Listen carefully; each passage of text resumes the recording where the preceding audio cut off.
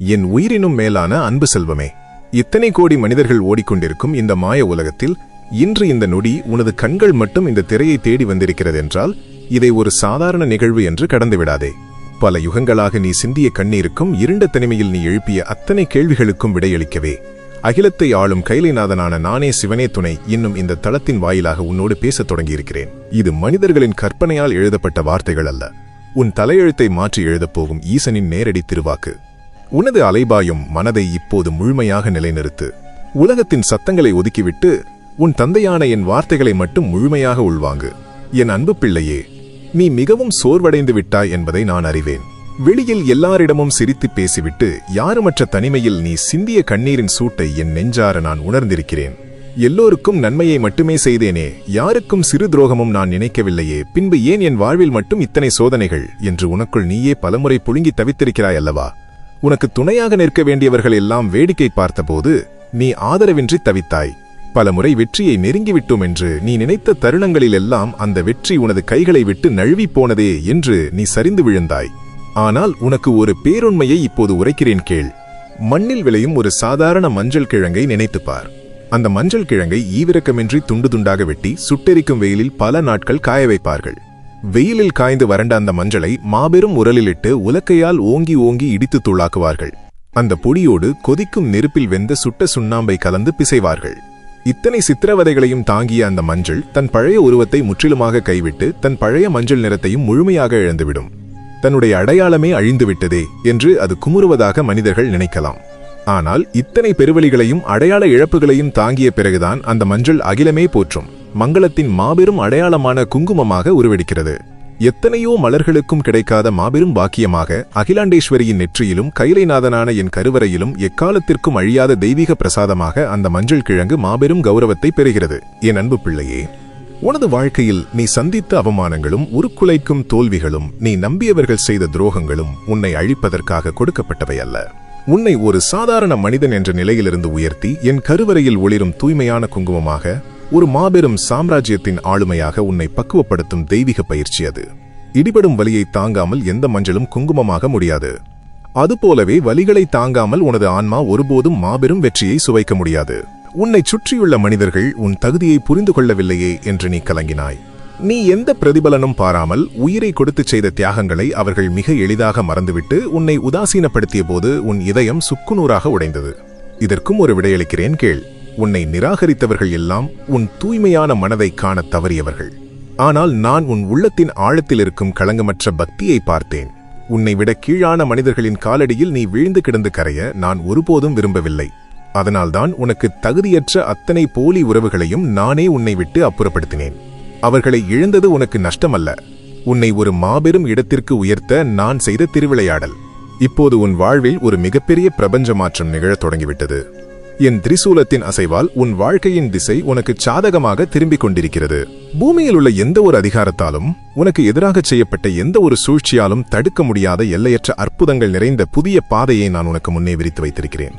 மலை போல் உன் முன்னே நின்ற தடைகள் அனைத்தும் இப்போது என் பார்வையின் நெருப்பால் பொசுக்கப்பட்டு விட்டன. உனது மாயத்திரைகள் அனைத்தும் இன்றுடன் முழுமையாக கிழிந்துவிட்டன. நீ நீண்ட காலமாக இழந்ததையெல்லாம் நீ சிந்திய ஒவ்வொரு துளிக்கண்ணீருக்கும் ஈடாக பல மடங்காக நான் உனக்கு திருப்பிக் கொடுக்கப் போகிறேன். எந்தெந்த இடங்களில் நீ அவமானப்படுத்தப்பட்டு தலைகுனிந்து நின்றாயோ அதே இடங்களில் உன்னை ஒரு சிம்மாசனத்தில் அமர வைத்து அழகு பார்க்கப் போகிறேன். உனக்கு எதிராக செயல்பட்டவர்கள், உன்னை பார்த்து நகைத்தவர்கள், உனக்கு இனி விடிவு காலமே இல்லை என்று தீர்மானித்தவர்கள் அனைவரும் உன் அசுர வளர்ச்சியைக் கண்டு மலைத்து நிற்கும் காலம் தொடங்கிவிட்டது. நீ இனி எதற்கும் துணிச்சலாக அடியெடுத்துவை. ஒட்டுமொத்த கைலாயமும் என் சிவகணங்களும் உனக்கு பின்னால் மாபெரும் அரணாக நின்று உன்னை வழிநடத்தும். நீ இனி யாருமற்ற அனாதை அல்ல. முழுமுதற் கடவுளான எம்பெருமான் ஈசன் உனக்கு துணையாக நிற்கிறேன். உனக்கான விடிவு காலம் தொடங்கிவிட்டது என்று நீ முழுமையாக நம்பினால் எந்த சலனமும் இன்றி சிவனே துணை என்று நமது கருத்துக்களத்தில் பதிவிட்டு உனது நன்றியை சமர்ப்பித்துக்கொள். என் அன்பு செல்வமே, உனது விழிகள் மீண்டும் என்னை தேடி வந்ததில் எம்பெருமான் ஈசனுக்கு எல்லையற்ற ஆனந்தம். உனது முதல் அடியை நீ என் பக்கம் எடுத்து வைத்து விட்டாய். இனி உனது எஞ்சிய பயணங்கள் முழுவதையும் என் தோள்களில் சுமந்து நான் கடத்துவேன். உனது மனதின் ஆழத்தில் இன்னும் சில ரணங்கள் ஆறாமல் தவிப்பதையும் எனக்கான அங்கீகாரம் இன்னும் கிடைக்கவில்லையே என்று நீ ஏங்குவதையும் கைலைநாதனான நான் அறிவேன். அமைதியாக்கு உன் மனதை. அலைபாயும் உன் சிந்தனைகளை ஒருமுகப்படுத்தி ஈசனின் இந்த திருவாக்கை முழுமையாக நெஞ்சில் ஏந்திக்கொள். என் அன்பு பிள்ளையே, இரவும் பகலும் நீ சிந்துகின்ற வியர்வைக்கு ஒரு சிறு பலன் கூட கிடைக்கவில்லையே என்று நீ பலமுறை வானை பார்த்து கதறியிருக்கிறாய். நீ எத்தனையோ புதிய முயற்சிகளை எடுத்தாய். உனது ஒவ்வொரு காரியத்திலும் உனது உயிரை ஊற்றி உழைத்தாய். ஆனால் எந்த தகுதியும் மற்றவர்களுக்கு கிடைத்த கைதட்டல் கூட உனது தூய்மையான உழைப்பிற்கு கிடைக்கவில்லையே என்று நீ தனிமையில் குமுறினாய். உனக்கு வரவேண்டிய செல்வங்கள் மற்றும் வாய்ப்புகள் அனைத்தும் ஏதோ ஒரு மாயச்சுவரால் தடுக்கப்படுவது போல் நீ உணர்கிறாய் அல்லவா? உனது உழைப்பை உறிஞ்சியவர்கள் எல்லாம் உச்சத்தில் இருக்க நீ மட்டும் இன்னும் அதே பாதாளத்தில் தேங்கி கிடக்கிறாயே என்ற பெருவலி உன்னை உயிரோடு எரிக்கிறது என்பதை நான் அறிவேன். ஆனால் இந்த வையகத்தின் கண்களுக்கு தெரியாத ஒரு மாபெரும் சிவரகசியத்தை இப்போது உனக்கு உரைக்கிறேன் கேள். கொதிக்கும் கரும்பு சாற்றிலிருந்து தெய்வீக கற்கண்டு உருவாகும் விந்தையை உனக்குச் சொல்கிறேன். வயலில் இருந்து பிழியப்படும் சாறு ஆரம்பத்தில் சேரும் சகதியுமாக கசடுகளோடுதான் இருக்கும்.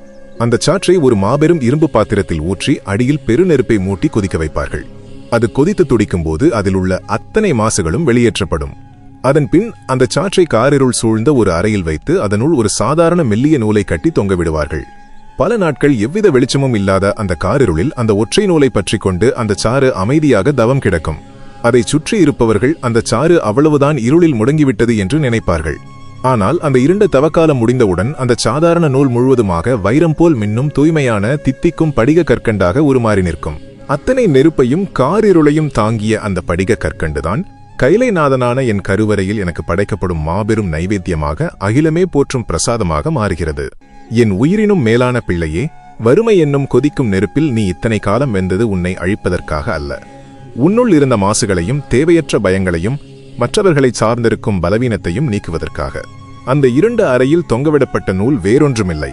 எத்தனையோ கஷ்டங்கள் வந்தாலும் நீ ஈசனை விடாமல் பற்றி கொண்டிருந்தாயே, அந்த தூய்மையான பக்தி என்னும் நூல்தான் அது. நீ இருளில் தனித்து விடப்படவில்லை. மாபெரும் வெற்றிக்கான படிகமாக அகிலம் வியக்கும் பிரகாசமான மனிதனாக மாறுவதற்காக அமைதியாக தவம் செய்து கொண்டிருந்தாய். உனது தவக்காலம் இப்போது முடிவடைந்து விட்டது. உனது திறமைகளை இந்த உலகம் இத்தனை காலம் உதாசீனப்படுத்தியதற்கு காரணம் உனது படைப்புகளும் உனது உழைப்பும் சாதாரண மனிதர்களுக்கானது அல்ல. உன்னை ஒரு மாபெரும் சாம்ராஜ்யத்தின் ஆளுமையாக, பலருக்கும் வழிகாட்டும் ஒளியாக நிலைநிறுத்தவே ஈசனாகிய நானே உன்னை செதுக்கிக் கொண்டிருந்தேன். உனக்கு கீழே இருந்தவர்கள் அடைந்ததெல்லாம் மிக சாதாரணமான குறுகிய கால வெற்றிகள். ஆனால் உனக்காக நான் கைலாயத்தில் சேமித்து வைத்திருக்கும் வெற்றி என்பது எக்காலத்திலும் எவராலும் அசைக்க முடியாத பிரம்மாண்டமான அட்சய பெருஞ்செல்வம். இனி உன்னை தேடி வரப்போகும் வாய்ப்புகள் சாதாரணமானதல்ல. உன்னை யார் யாரெல்லாம் ஒதுக்கி வைத்தார்களோ அவர்கள் மூக்கின் மேல் விரலை வைக்கும் அளவிற்கு உனது வளர்ச்சி விண்ணை தொடப்போகிறது. உனது ஒவ்வொரு வார்த்தைக்கும் இந்த சமுதாயத்தில் மாபெரும் அதிகாரம் கிடைக்கும். நீ இனி கையேந்துபவனாக அல்லாமல் பலருக்கு வாரி வழங்கும் மாபெரும் வள்ளலாக மாறுவாய். உனக்கென்று ஒரு நிரந்தரமான உறைவிடமும் அஷ்ட ஐஸ்வர்யங்களும் உன் இல்லத்தில் நிரந்தரமாக தங்கும். உன்னை முடக்கி போட்ட தடைகள் அனைத்தும் என் பார்வையின் உக்கிரத்தால் சுக்குநூறாக உடைக்கப்பட்டுவிட்டன. உனக்கு எதிராக செய்யப்பட்ட சூழ்ச்சிகள், கண்திருஷ்டிகள் அனைத்தும் இன்றுடன் சுட்டெரிக்கப்பட்டுவிட்டன. நீ இனி எதற்கும் கலங்காமல் துணிச்சலாக அடியெடுத்து வை. உன் வாழ்க்கையில் நீ இழந்த நிம்மதியை, செல்வத்தை நான் பன்மடங்காக உனக்கு திருப்பிக் கொடுக்கப் போகிறேன். எந்தெந்த இடங்களில் நீ அவமானத்தால் தலைகுனிந்து நின்றாயோ அதே இடங்களில் உன்னை மாபெரும் வெற்றியாளனாக சிம்மாசனத்தில் அமர வைக்கப் போகிறேன். சிவனே துணை என்று நீ சிந்திய ஒவ்வொரு கண்ணீர் துளிக்கும் நான் உனக்கு கணக்கு தீர்க்கும் பொற்காலம் தொடங்கிவிட்டது. உனது பொருளாதார கவலைகளை இன்றுடன் என் பாதங்களில் இறக்கி வை. எம்பெருமான் ஈசன் உனக்கு துணையாக உன் மூச்சாக என்றென்றும் இருப்பேன். என் ஆத்மார்த்தமான அன்பு செல்வமே, என் அழைப்பை ஏற்று அத்தனை குழப்பங்களுக்கும் மத்தியிலும் மீண்டும் என் சன்னிதானத்தை தேடி வந்துவிட்டாய். உனது இந்த அசைக்க முடியாத நம்பிக்கையே ஈசனான என்னோடு உன்னை நிரந்தரமாக பிணைத்துவிட்டது. உனது கடந்த காலத்தின் இருண்ட பக்கங்களை நாம் புரட்டி பார்த்துவிட்டோம். ஆனால் உனது நெஞ்சத்தின் ஆழத்தில் இன்னும் ஒரு பெரும் சுமை அழுத்துவதை பிரபஞ்சத்தின் நாதனான நான் உற்று நோக்கிக் கொண்டுதான் இருக்கிறேன். உனது சிந்தனைகளை இப்போது முழுமையாக அமைதிப்படுத்து. உன்னை சுற்றியுள்ள அத்தனை மாயத்திரைகளையும் விலக்கிவிட்டு உன் தந்தையான ஆதிசிவனின் இந்த குரலை மட்டும் உனது ஆத்மாவிற்குள் முழுமையாக அனுமதி. இது உன் வேதனைகளை வேரோடு அழிக்கப் போகும் திருத்தருணம். என் உயிரினும் மேலான பிள்ளையே, இந்த உலகத்தில் நீ யாரையெல்லாம் உன் உயிராக, உன் பலமாக, உனது உற்ற துணையாக நினைத்தாயோ அவர்களே உன்னை நடுத்தருவில் நிராதரவாக நிறுத்திவிட்டு சென்றார்கள் அல்லவா? எந்த மனிதர்களுக்காக உனது அத்தனை ஆசைகளையும் கனவுகளையும் சுக்குநூறாக உடைத்துக்கொண்டு தியாகங்கள் செய்தாயோ அதே மனிதர்கள் உனது ரகசியங்களை வீதியில் வீசி உன்னை ஒரு குற்றவாளியைப் போல நிற்க வைத்து வேடிக்கை பார்த்தார்கள். நான் சிந்திய வியர்வைக்கும் நான் காட்டிய தூய்மையான அன்பிற்கும் இதுதான் பரிசா? என்னை இவ்வளவு கேவலமாக உதாசீனப்படுத்தியவர்களை ஈசன் ஏன் இன்னும் தண்டிக்கவில்லை என்று நீ தனிமையில் பல இரவுகள் தலையணையில் முகம் புதைத்து கதறியிருக்கிறாய். உனது நெஞ்சை பிளந்த அந்த துரோக வலிகளை நான் அறியாதவன் அல்ல. ஆனால் இதற்கான மாபெரும் பிரபஞ்ச காரணத்தை இப்போது நான் வெளிப்படுத்துகிறேன் கேள். மாபெரும் வனத்தில் வானளாவி நிற்கும் இலவ மரத்தை நீ கண்டிருப்பாய். கொளுத்தும் கோடை காலத்தில் அந்த மரம் தன்னிடம் இருக்கும் அத்தனை பசுமையான இலைகளையும் முழுமையாக உதிர்த்துவிடும். ஒரு சிறு துளிர் கூட இல்லாமல் மொட்டையாக காய்ந்து போன விறகு போல பார்க்கவே மிகவும் பரிதாபமாக அது காட்சியளிக்கும். அந்த வழியாகச் செல்லும் மனிதர்கள் எல்லாம், இந்த மரம் பட்டு போய்விட்டது, இனி இதனால் எந்த பயனும் இல்லை, இது முற்றிலும் அழிந்துவிட்டது என்று ஏளனம் பேசுவார்கள். ஆனால் அந்த மாபெரும் மரத்திற்கு தெரியும் தான் அழிந்து கொண்டிருக்கவில்லை, மாறாக ஒரு மாபெரும் பிரம்மாண்டத்தை படைப்பதற்காக தன்னை தயார்படுத்திக் கொண்டிருக்கிறது என்று. சில காலங்களிலேயே அந்த வறண்ட மொட்டையான கிளைகளில் தீப்பிழம்புகளைப் போல சிவந்த மலர்கள் பூத்து குலுங்கும்.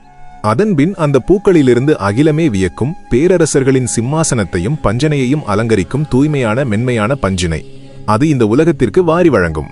என் அன்பு பிள்ளையே, உனது வாழ்க்கையும் அந்த இலவ மரத்தை போன்றதுதான். உன்னை சுற்றியிருந்தவர்கள் உன்னை தனிமையில் விட்டுச் சென்றதும், உனது செல்வமும் மரியாதையும் உதிர்ந்து போனதும் உன்னை அழிப்பதற்காக அல்ல. உனக்கு துரோகம் செய்தவர்கள், உனது இலைகள் உதிர்ந்து விட்டன, நீ பட்டு போய்விட்டாய், இனி உன்னால் எழுந்திருக்கவே முடியாது என்று நினைத்து உன்னை பார்த்து நகைக்கிறார்கள். ஆனால் ஈசனாகிய எனக்கு தெரியும், அது உனது அழிவல்ல, உனக்கான மாபெரும் வசந்த காலத்தின் தொடக்கம் என்று. உனது ஆத்மா தன்னை தூய்மைப்படுத்திக் கொள்ளவே அத்தனை போலி உறவுகளையும் நான் உதிர்க்கச் செய்தேன். இதோ உனது வசந்த காலம் வந்துவிட்டது. இனி நீ வாரி வழங்கப் போகும் வெற்றியும் செல்வமும் புகழும் அரசர்களைப் போல உன்னை சிம்மாசனத்தில் அமர வைக்கும். உன்னை கேலி செய்தவர்களெல்லாம் உன் அசுர வளர்ச்சியைக் கண்டு அண்ணாந்து பார்த்து தலைகுனியும் காலம் இது. உனக்கு இன்னொரு பேருண்மையையும் உரைக்கிறேன் கேள். கைலைநாதனான என் திருமேனியைச் சுற்றி எப்பொழுதும் ஒளிரும் நெருப்புப் பிழம்புகளைக் கொண்ட மாபெரும் திருவாட்சி என்னும் திருவாசியை நீ ஆலயங்களில் பார்த்திருப்பாய். அகிலத்தையே ஆளும் நடராஜனான என்னைச் சுற்றி கம்பீரமாக நிற்கும் அந்த திருவாசியை எப்படி உருவாக்குவார்கள் தெரியுமா? மிகவும் கடினமான முரட்டுத்தனமான உலோகங்களை தகதகவென எரியும் பெரு நெருப்பு குகைக்குள் போட்டு இரக்கமின்றி முழுமையாக உருக்குவார்கள். அந்த உலோகம் தனது கடினத்தன்மையை முற்றிலுமாக இழந்து கொதிக்கும் நீராக உருகிய பின்புதான் அதை மாபெரும் திருவாசியின் அச்சுக்குள் ஊற்றி வடிப்பார்கள். தன் உருவத்தை முழுமையாக இழந்த அந்த உலோகம்தான் ஆதிசிவனான என்னை எக்காலத்திற்கும் அரவணைத்து நிற்கும் மாபெரும் கௌரவத்தை பெறுகிறது. முரட்டு உலோகமாகவே இருந்திருந்தால் அதற்கு கருவறையில் இடமே கிடைத்திருக்காது. என் அன்பு பிள்ளையே, உனது வாழ்வில் வந்த நெஞ்சை அறுக்கும் துரோகங்களும் அவமானங்களும் அந்த நெருப்பு குகையை போன்றதே. உனக்குள் இருந்த தேவையற்ற அகந்தை, மற்றவர்களைச் சார்ந்திருக்கும் பலவீனம் மற்றும் உலக மாயைகளை முழுமையாக உருக்கி உன்னை என் திருவாசியாக, என்னை அரவணைக்கும் மாபெரும் ஆளுமையாக பக்குவப்படுத்தவே இந்த தெய்வீக திருவிளையாடலை நான் அரங்கேற்றினேன். அந்த துரோகங்கள் நடக்காமல் இருந்திருந்தால் நீ இன்னும் அந்த போலி மனிதர்களின் காலடியிலேயே உன் வாழ்க்கையை தொலைத்திருப்பாய். உன்னை என் கருவறைக்கு கொண்டு வர, உன்னை அகிலம் போற்றும் உயர்ந்த இடத்தில் வைக்க ஈசனாகிய நானே உன்னை செதுக்கினேன். நீ இழந்தது வெறும் உறவுகளை அல்ல, உன்னை சுற்றியிருந்த மாய விலங்குகளை. உனக்கு துரோகம் செய்தவர்களுக்கான கர்ம வினைகளை என் சூலாயுதம் கவனித்துக் கொள்ளும். நீ அதை பற்றி கவலைப்படுவதை உடனே நிறுத்து. நீ பட்ட அவமானங்கள் அனைத்தும் இன்றுடன் முடிந்துவிட்டன. இனி உனது நிழலைக் கண்டாலே உனது எதிரிகள் அஞ்சி நடுங்கும் அளவிற்கு உனக்கு மாபெரும் ஆளுமையையும் அதிகாரத்தையும் நான் வழங்கப் போகிறேன். எந்தெந்த வீதிகளில் நீ தலை குனிந்து நடந்தாயோ அதே வீதிகளில் உன்னை ஒரு போற்றுதலுக்குரிய மனிதனாக நான் வலம் வரச் செய்வேன். உன்னை ஆத்மார்த்தமாக புரிந்து கொள்ளும் உண்மையான மனிதர்களை உன் வாழ்வில் நான் நிரந்தரமாக இணைப்பேன். இனி நீ எதற்கும் யாருக்கும் பயந்து பின்வாங்கக்கூடாது. ஈசனின் கரம் உன்னை முழுமையாக பற்றி கொண்டது. இந்த சத்திய வாக்கு உன் நெஞ்சத்தின் ரணங்களை ஆற்றி உனக்குள் ஒரு மாபெரும் தன்னம்பிக்கை நெருப்பை மூட்டியிருந்தால் எவ்வித கலக்கமுமின்றி சிவனே துணை என்று பதிவிட்டு உனது பாரங்களை முற்றிலுமாக என்னிடம் ஒப்படைத்துவிடு. என் நெஞ்சில் குடியிருக்கும் அன்பு செல்வமே, அத்தனை சோதனைகளுக்கும் நடுவிலும் உனது பயணம் என்னை நோக்கி தொடர்வதைக் கண்டு கைலைநாதனான என் திருவுள்ளம் குளிர்ந்துவிட்டது. நீ எதை நோக்கியும் ஓட வேண்டாம். உன் நிம்மதிக்கான அத்தனை விடைகளையும் நானே உன்னை தேடிக் கொண்டு வந்து சேர்ப்பேன் என்று நான் அளித்த வாக்கின்படி இதோ மாபெரும் சிவ ரகசியத்தை உனக்கு உணர்த்த வந்திருக்கிறேன். அலைபாயும் உனது சிந்தனைகளை என் பாதங்களில் இறக்கி வை. கைலாயத்தின் பேரமைதியை உனக்குள் அனுமதித்து ஆதிசிவனின் இந்த திருவாக்கை முழுமையாக உள்வாங்கு. உனது வறுமையைக் கண்டு இந்த சமுதாயம் உன்னை எப்படி கேவலமாக நடத்தியது என்பதை நான் அறிவேன். உன்னிடம் செல்வமில்லை என்ற ஒரே காரணத்திற்காக உனக்கு கிடைக்க வேண்டிய அத்தனை மரியாதைகளும் உதாசீனப்படுத்தப்பட்டன. நீ சென்ற இடமெல்லாம் உனக்கு அவமானங்களே மிஞ்சின. எத்தனையோ திறமைகள் உனக்குள் இருந்தாலும் பொருளாதாரம் என்னும் ஒற்றை ஆயுதத்தால் நீ தாக்கப்பட்டு சுருங்கிப் போய் மூலையில் முடங்கி கிடந்தாய். உனது வலிகளை யாரும் புரிந்து கொள்ளவில்லையே என்று நீ சிந்திய கண்ணீர் என் சடாமுடியை தீண்டிவிட்டது. இதற்கான மாபெரும் காரணத்தை இப்போது உரைக்கிறேன் கேள். மாபெரும் இமயமலையின் உச்சியில் உறைய வைக்கும் கடும் பனிப்பொழிவுக்கு நடுவே விளையும் ருத்ராட்சத்தை நீ அறிவாய். அந்த சிறிய விதை சுட்டெரிக்கும் குளிரையும் பனியையும் தாங்க முடியாமல் தன்னைத்தானே சுருக்கிக் கொண்டு மிக கடினமான ஒரு உருவமாக மாறும். அதை பார்க்கும் சாதாரண மனிதர்கள் இது காய்ந்து சுருங்கிப்போன ஒரு சாதாரண விதை, இதனால் எந்த பயனும் இல்லை என்று உதாசீனப்படுத்துவார்கள். ஆனால் அந்த ருத்ராட்சம் எதற்காக அத்தனை குளிரையும் தாங்கி தன்னை சுருக்கிக் கொண்டது தெரியுமா? உலகத்து மனிதர்கள் அனைவரும் ஆசைப்படும் தங்கம், வைரம், நவரத்தினங்கள் என அத்தனை விலைமதிப்பற்ற ஆபரணங்களையும் ஒதுக்கிவிட்டு அகிலத்தை ஆளும் ஆதிசிவனான நானே அந்த சுருங்கிப்போன ருத்ராட்சத்தைத்தான் என் கழுத்திலும் கரங்களிலும் மாபெரும் ஆபரணமாக அணிந்து கொள்கிறேன். என் உயிரினும் மேலான பிள்ளையே, உனது வாழ்க்கையில் வறுமை என்னும் கடும் குளிர் உன்னை தாக்கிய போது நீயும் அந்த ருத்ராட்சத்தைப் போல சுருங்கிப் போனாய். உன்னை சுற்றியுள்ள உலகம் உன்னை திறமையற்றவன் என்றும் எதற்கும் உதவாதவன் என்றும் உதாசீனப்படுத்தியது. ஆனால் ஈசனாகிய எனக்கு தெரியும், உனது வறுமையும் வேதனையும் உன்னை அழிப்பதற்காக வந்தவை அல்ல. உன்னை உலக மாயைகளிலிருந்து விலக்கி ஈசனுக்கு மிகவும் நெருக்கமான என் கழுத்தை அலங்கரிக்கும் தூய்மையான ருத்ராட்சமாக உன்னை மாற்றுவதற்காக வந்தவை என்று. வறுமையின் வலியை தாங்காமல் எந்த புண்ணிய ஆத்மாவும் ஈசனின் ஆபரணமாக முடியாது. இன்று முதல் உன்னை உதாசீனப்படுத்திய அதே உலகம் உன்னை சிவனின் ஆபரணமாகக் கண்டு தலைவணங்கும். உனது உழைப்பு முழுவதும் வீணாகிவிட்டதே, நீ ஓடிய திசைகள் எல்லாம் உனக்கு தோல்வியையே பரிசளித்ததே என்று நீ கலங்கினாய். நீ தொட்ட காரியங்கள் எல்லாம் பாதியிலேயே நின்று போனதே என்று நீ சரிந்து விழுந்தாய். அதற்கும் விடையளிக்கிறேன் கேள். வானத்தில் கார்மேகங்கள் திரண்டு வரும்போது பலத்த காற்று வீசினால் அந்த மேகங்கள் திசை தெரியாமல் அலைக்கழிக்கப்படும். அந்த மேகங்களுக்கு எங்கு பொழிவது என்று தெரியாமல் வீணாக ஆகாயத்திலேயே அலைந்து கொண்டிருக்கும். அந்த தருணத்தில் ஒரு மாபெரும் மலைச்சிகரம் அந்த மேகங்களின் பயணத்தை நேருக்கு நேராக தடுத்து நிறுத்தும். மேகங்கள் மலை மீது மோதி தடுத்து நிறுத்தப்பட்ட மறுகணமே தன்னிடமுள்ள அத்தனை நீரையும் அந்த மலையின் மீது மாபெரும் மழையாக பொழிந்து தீர்க்கும். அந்த மலைச்சிகரம் தடுத்து நிறுத்தாவிட்டால் அந்த மேகங்கள் எங்கு பொழிவது என்று தெரியாமலேயே சிதறி வீணாகி போயிருக்கும். உனது உழைப்பும் உனது தேடலும் அலைக்கழிக்கப்பட்ட கார்மேகங்களைப் போன்றதே. நீ திசை தெரியாமல் உனக்கு தகுதியற்ற இடங்களில் எல்லாம் உனது உழைப்பை கொட்ட நினைத்தாய். ஆனால் உனது உழைப்பு வீணாகிவிடக் கூடாது என்பதற்காக கைலைநாதனான நானே மாபெரும் மலைச்சிகரமாக உன் முன்னே நின்று உனது ஓட்டத்தை தடுத்து நிறுத்தினேன். உனது காரியங்கள் பாதியிலேயே நின்றதற்கு காரணம் உனது திறமையின்மை அல்ல.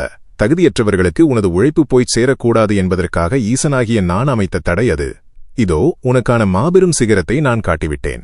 இனி உனது உழைப்பும் திறமையும் அகிலம் வியக்கும் மாபெரும் செல்வ மழையாக பொழியப் போகிறது. பல திசைகளில் அலைந்த உனக்கு கைலைநாதனால் வற்றாத செல்வ மழை பொழியப் போகும் பொற்காலம் தொடங்கிவிட்டது. உன்னை வாட்டி வதைத்த வறுமையின் கோரப்பிடியிலிருந்து உனக்கு மாபெரும் விடுதலையை அளிக்கிறேன். நீ எதிர்பாராத திசைகளிலிருந்தும் உனக்கு பெரிய அளவிலான செல்வங்கள் வந்து சேரும். உனது கடன் சுமைகள் அனைத்தும் நெருப்பில் இட்ட சருகுகளாக சுக்குநூறாக உடையும். நீ இனி கையேந்துபவனாக அல்லாமல் பலருக்கு வாரி வழங்கும் மாபெரும் வள்ளலாக மாறுவாய். ஒட்டுமொத்த கைலாயமும் உனக்கு பின்னால் மாபெரும் அரணாக நின்று உன்னை வழிநடத்தும். கைலைநாதனின் இந்த சத்திய வாக்கு உன் ஆன்மாவை தொட்டிருந்தால் உன் விடிவுகாலம் தொடங்கிவிட்டது என்று நீ முழுமையாக நம்பினால் எவ்வித சலனமுமின்றி சிவனே துணை என்று பதிவிட்டு உனது நன்றியை சமர்ப்பித்துக்கொள். என் உயிருடன் கலந்த அன்பு செல்வமே, அத்தனை இருளையும் கடந்து ஈசனின் மீதான முழுமையான நம்பிக்கையோடு மீண்டும் என் திருக்கரம் பற்ற வந்திருக்கிறாய். உனது இந்த உறுதியான பயணத்தைக் கண்டு அகிலத்தையே ஆளும் எம்பெருமானின் திருவுள்ளம் களிப்படைகிறது. இத்தனை காலம் நீ சிந்திய கண்ணீரும் உனது நெஞ்சில் சுமந்த பெருவழிகளும் கொஞ்சம் கொஞ்சமாக உன்னை விட்டு விலகுவதை நீயே இப்போது உணரத் தொடங்கியிருப்பாய். உனது சிந்தனைகளை முழுமையாக அமைதிப்படுத்து. உனது உடல் சோர்வையும் மனப்பாரங்களையும் இப்போதே என் பாதங்களில் இறக்கி வைத்துவிட்டு உன்னை அசுரபலம் கொண்டவனாக மாற்றப்போகும் ஈசனின் இந்த திருவாக்கை முழுமையாக உள்வாங்கு. என் அன்பு பிள்ளையே, இத்தனை கவலைகளாலும் ஏமாற்றங்களாலும் உனது உடலும் மனமும் கடுமையாக சோர்வடைந்து விட்டதே என்று நீ பலமுறை கலங்கியிருக்கிறாய். தீராத மன அழுத்தமும் யாருக்கும் சொல்ல முடியாத உடல் உபாதைகளும் உன்னை வாட்டி வதைத்ததை நான் அறிவேன். எந்த மருந்துக்கும் கட்டுப்படாத வலிகளோடு நீ உறங்காமல் விழித்திருந்த இரவுகளை என் நெற்றி ஞானக்கண் கவனித்துக் கொண்டுதான் இருந்தது. இளமையிலேயே உனது தேகம் தளர்ந்து விட்டதே, இனி எழுந்து நடமாடக்கூட உனக்கு பலம் இல்லையே என்று நீ முடங்கிப் போனாய். ஆனால் உனது இந்த வலிகளுக்கான மாபெரும் விடையை இப்போது கூறுகிறேன் கேள். காடுகளில் வாழும் மாபெரும் சர்ப்பத்தை நீ அறிவாய். அந்த சர்ப்பம் சில காலங்களுக்கு ஒருமுறை மிகவும் சோர்வடைந்து எங்கும் நகர முடியாமல் ஒரு இருண்ட புதருக்குள் சுருண்டு படுத்துக்கொள்ளும். அதனுடைய பழைய தோல் அதன் உடலை இறுக்கி தாங்க முடியாத பெருவலியை தரும். அதை பார்க்கும் மனிதர்கள் இந்த சர்ப்பம் நோயால் தாக்கப்பட்டுவிட்டது, இனி இது உயிரோடு இருக்காது என்று நினைப்பார்கள். ஆனால் அந்த சர்ப்பத்திற்கு தெரியும் அது நோயல்ல, தன் உடலை புதுப்பிப்பதற்கான காலம் என்று. அந்த இருண்ட புதருக்குள் கரடுமுரடான பாறைகளில் தன் உடலை தேய்த்து அந்த பழைய தோலை முழுமையாக உரித்து எறியும். அந்த தோல் உரிந்த மறுகணமே அதுவரை சோர்வடைந்து கிடந்த அந்த சர்ப்பம் புத்தம் புதிய பளபளப்போடும் எதற்கும் அஞ்சாத அசுரபலத்தோடும் சீறி எழும். என் உயிரினும் மேலான பிள்ளையே, நீ இத்தனை காலம் அனுபவித்த உடல் உபாதைகளும் மனச்சோர்வும் அந்த சர்ப்பத்தின் பழைய தோலை போன்றதே. வறுமையாலும் மனிதர்கள் செய்த துரோகத்தாலும் உனது பழைய உடல் உன்னை இறுக்கிப் பெருவலியை தந்தது. நீ நோயால் வீழ்ந்துவிட்டாய் என்று இந்த உலகம் உன்னை பார்த்து நகைத்தது. ஆனால் உலகத்து உயிர்களை காக்கும் வைத்தியநாதனான நானே உனது பழைய தோலான அத்தனை பிணிகளையும் மாயைகளையும் உரித்து எரியச் செய்தேன். இதோ உனது பிணிகள் அனைத்தும் முற்றிலுமாக நீங்கிவிட்டன. இனி நீ பழைய சோர்வான மனிதன் அல்ல, ஈசனின் அருளால் புதிய தேஜஸோடும் எந்த நோயும் நெருங்க முடியாத அசுரபலத்தோடும் சீரியெழப் போகும் மாபெரும் சக்தி நீ. உனது முகம் இனி ஈசனின் திருநீற்றுப் பொலிவுடன் பிரகாசிக்கும். அடுத்ததாக உன்னை வாட்டிய வறுமையைப் பற்றிய இன்னொரு மாபெரும் ரகசியத்தையும் கூறுகிறேன் கேள். உனது வறுமையைக் கண்டு இந்த உலகம் உன்னை சாதாரண குப்பையாக நினைத்து உதாசீனப்படுத்தியது அல்லவா? பூமிக்கு அடியில் பல இருண்ட குகைகளில் யாருடைய கண்களுக்கும் தெரியாமல் பல காலமாக புதைந்து கிடக்கும் சாதாரண கரியை நினைத்துப்பார். அந்த நிலக்கரியின் மீது மாபெரும் பாறைகள் பல காலமாக தாங்க முடியாத அழுத்தத்தை கொடுக்கும். அந்த இருளிலும் அழுத்தத்திலும் நசுக்கப்படும் அந்த கரி தன்னை அழிப்பதற்காகவே இந்த மலைகள் தன் மீது அழுத்தத்தை கொடுக்கிறது என்று கலங்கும். ஆனால் அந்த மாபெரும் அழுத்தத்தை பல காலம் தாங்கிய அந்த சாதாரண கரிதான் ஒருநாள் எவராலும் விலைமதிக்க முடியாத உலகமே வியந்து பார்க்கும் வைரமாக உருமாறுகிறது. இருளில் மிதிபடும் கரியாக இருந்த அது அரசர்களின் சிம்மாசனத்தையும் கிரீடத்தையும் அலங்கரிக்கும் ஜொலிக்கும் வைரமாக மாறுகிறது. என் அன்பு பிள்ளையே, உனது வாழ்க்கையில் நீ சந்தித்த வறுமையும் கஷ்டங்களும் அந்த பாறைகள் கொடுத்த அழுத்தத்தை போன்றதே. உன்னை சுற்றியிருந்தவர்கள் உன்னை ஒரு சாதாரண கரியாக நினைத்து தங்கள் காலடியில் மிதித்துச் சென்றார்கள். அந்த அழுத்தத்தில் நீ நசுங்கிப் போனாய்.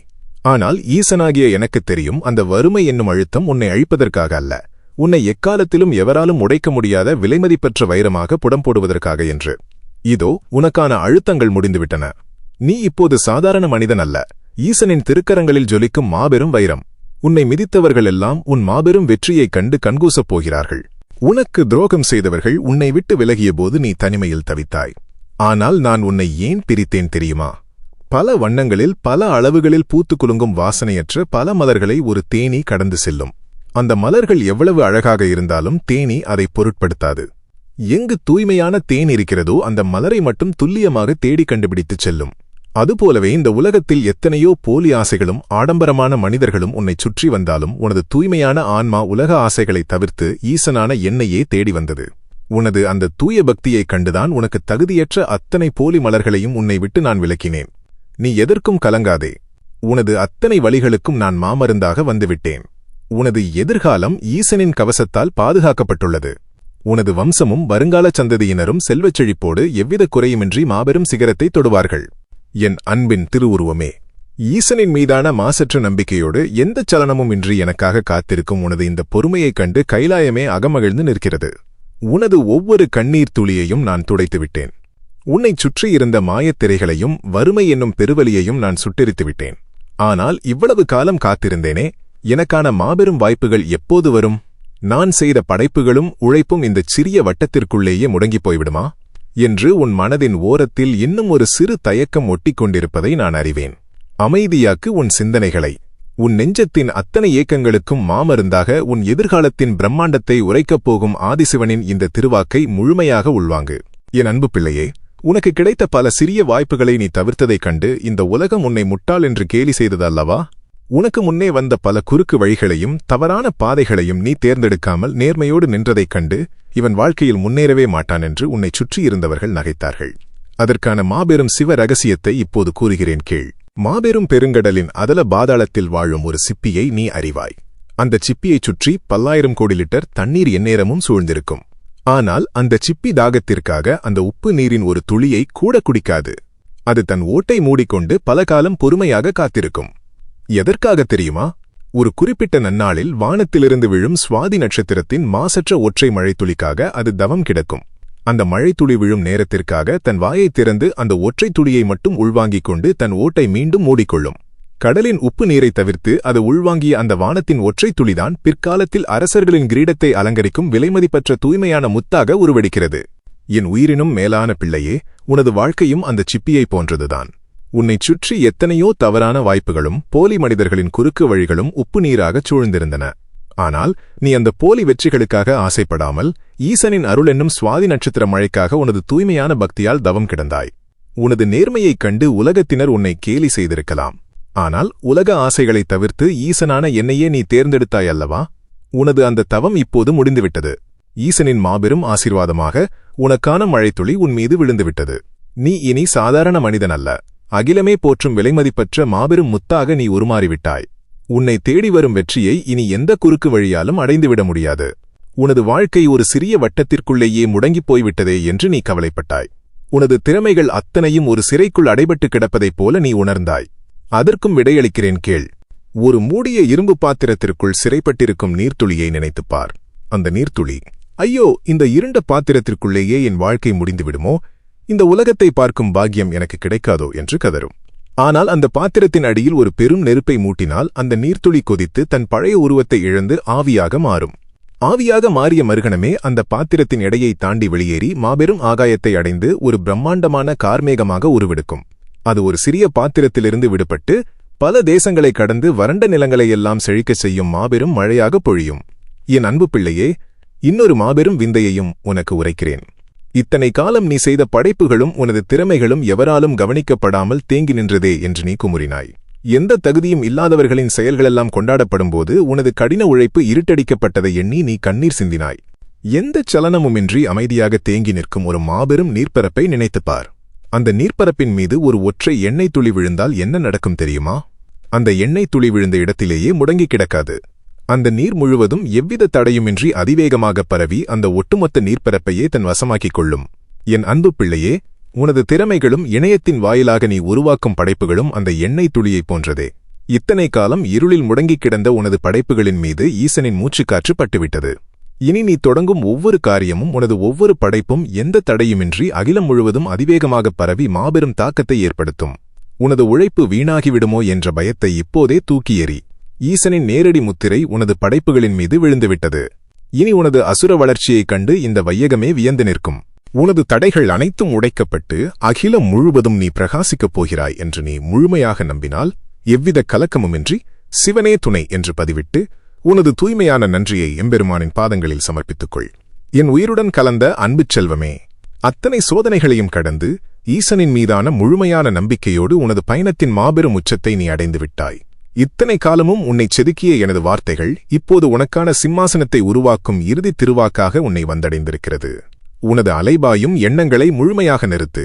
உனது கடந்த காலத்தின் அத்தனை பாரங்களையும் என் கைலாயத்தின் பனிப்பொழிவில் இறக்கி வைத்துவிட்டு உனது எதிர்காலத்தின் பிரம்மாண்டத்தை உரைக்கும் ஆதிசிவனின் இந்த இறுதி வாக்கை உன் ஆத்மாவின் ஆழம் வரை உள்வாங்கு. என் உயிரினும் மேலான பிள்ளையே, இத்தனை காலம் நீ எடுத்த முயற்சிகள் அனைத்தும் பாறையில் மோதிய படகைப் போல சுக்குநூறாக உடைந்ததே என்று நீ கண்ணீர் வடித்தாய். மீண்டும் மீண்டும் ஏமாற்றங்களை மட்டுமே சந்தித்ததால் உனக்குள் இருந்த தன்னம்பிக்கை முற்றிலுமாகச் சிதைந்து போனது. ஆனால் உனக்கு ஒரு பேருண்மையை உரைக்கிறேன் கேள். கடலின் ஆழத்திலிருந்து பிரம்மாண்டமாக எழும் கடல் அலைகளை நீ பார்த்திருப்பாய். அந்த அலைகள் கரையை நோக்கி ஆக்ரோஷமாக வரும்போது அங்கே நிற்கும் கரடுமுரடான பாறைகளில் மோதிச் சுக்குநூறாக உடையும். அதை பார்க்கும் மனிதர்கள் இந்த அலைகள் பாறையில் மோதி அழிந்துவிட்டன என்று நினைப்பார்கள். ஆனால் அந்த அலைகளுக்கு அழிவே கிடையாது. உடைந்த மறுகணமே மீண்டும் கடலின் அதல பாதாளத்திலிருந்து முன்பை விட பல மடங்கு ஆக்ரோஷத்தோடு வீறு கொண்டு எழுந்து வந்து அந்த பாறைகளை தாக்கும். நீ சந்தித்த தடைகளும் ஏமாற்றங்களும் உன்னை அழித்து விட்டதாக இந்த உலகம் நினைக்கிறது. ஆனால் நீ அந்த மாபெரும் கடல் அலையைப் போன்றவன். உனது முயற்சிகள் பாறைகளில் மோதி உடைந்திருக்கலாம். ஆனால் ஈசனின் அருளை பெற்ற உனது அசைக்க முடியாத மனவலிமை ஒருபோதும் அழியாது. நீ துவண்டு போன ஒவ்வொரு தருணத்திலும் ஈசனாகிய நானே உனக்குள் ஆக்ரோஷமான அலையாக வீறு கொண்டு எழச் செய்தேன். இனி நீ மோதும் எந்த பாறையும் சுக்குநூறாக உடைந்து சிதறுமே தவிர நீ ஒருபோதும் உடைய மாட்டாய். நீ செய்த தியாகங்களுக்கும் நீ காட்டிய தூய்மையான அன்பிற்கும் உனக்கு கிடைத்தது வெறும் அவமானங்கள்தானே என்று நீ குமுறினாய். அதற்கும் விடையளிக்கிறேன் கேள். மாபெரும் எந்திரத்தில் சிக்கித் தன்னை முழுமையாக நசுக்கிக் கொள்ளும் ஆலை கரும்பை நினைத்துப்பார். அந்த கரும்பு தன்னை நசுக்கும் எந்திரத்தை பார்த்து சபிப்பதில்லை. மாறாக தன்னை முழுமையாக உருக்கிக் கொண்டு இந்த அகிலமே விரும்பும் இனிமையான சாற்றை வாரி வழங்குகிறது. உனது வாழ்க்கையில் மனிதர்கள் தந்த வலிகளும் அவமானங்களும் உன்னை நசுக்குவதற்காக அல்ல. மாறாக உனக்குள் இருக்கும் தூய்மையான நற்குணத்தையும் ஈடு இணையற்ற திறமையையும் அகிலம் முழுவதற்கும் வெளிக்கொண்டு வருவதற்கான தெய்வீக திருவிளையாடல் அது. உனது உழைப்பு வீணாகிவிட்டதே, உனக்கான அங்கீகாரம் இந்த சமுதாயத்தில் கிடைக்கவில்லையே என்று நீ ஏங்கினாய். உளியின் வலியை தாங்கும் மாபெரும் கருங்கல்லை நினைத்துப்பார். அந்த சாதாரண கல் கொடூரமான உளியின் அடிகளை தாங்கிய பிறகே காலத்தாலும் புயலாலும் எந்த பிரளயத்தாலும் அழிக்க முடியாத மாபெரும் வரலாற்று சாசனமாக ஒரு கல்வெட்டாக மாறுகிறது. என் அன்பு பிள்ளையே, நீ இத்தனை காலம் சிந்திய வியர்வையும் நேர்மையான உழைப்பும் ஒருபோதும் வீணாகாது. நீ பட்ட அவமானங்கள் உன்னை செதுக்கிவிட்டன. ஈசனின் அருளால் நீ இந்த சமூகத்தில் எக்காலத்திலும் அழியாத மாபெரும் புகழோடு ஒரு வரலாற்று சாசனமாக நிலைநிறுத்தப்படப் போகிறாய். உனக்கான இருண்ட காலம் இன்றுடன் முழுமையாக முடிவடைந்துவிட்டது. உனக்காக நான் திறந்திருக்கும் இந்த மாபெரும் செல்வத்தின் கதவுகளையும் நிம்மதியின் வாசலையும் இந்த பிரபஞ்சத்தில் எவராலும் அடைக்க முடியாது. உனக்கு எதிராகச் செய்யப்பட்ட சூழ்ச்சிகள் அனைத்தும் என் திரிசூலத்தால் சுட்டெரிக்கப்பட்டுவிட்டன. உனது குடும்பத்தை வாட்டிய வறுமையும் நோய்களும் முற்றிலுமாக அழிக்கப்பட்டுவிட்டன. நீ கடந்து வந்த பாதாள பாதை உன்னை ஒரு அசைக்க முடியாத வலிமையான மனிதனாக மாற்றிவிட்டது. எம்பெருமான் ஈசன் உனக்குத் துணையாக உன் நிழலாக என்றென்றும் இருப்பேன். இனி உனது அசுர வளர்ச்சியைக் கண்டு இந்த வையகமே வியந்து நிற்கும். நீ தொட்டதெல்லாம் பொன்னாகும் மாபெரும் வசந்த காலம் தொடங்கிவிட்டது. உன் வாழ்க்கையில் இருள் விலகி புதிய விடியல் பிறந்துவிட்டது என்று நீ ஆழமாக நம்பினால் உனது இரு கரங்களை குவித்து சிவனே துணை என்று பதிவிட்டு உனது மாபெரும் வெற்றியைச் சிவபெருமானின் பாதங்களில் சமர்ப்பித்துக்கொள். நீ யாருமற்ற அனாதை அல்ல. இந்த அகிலத்தை ஆளும் ஆதிசிவன் உனக்கு உற்ற துணையாக இருக்கிறேன் என்பதை என்றும் மறக்காதே.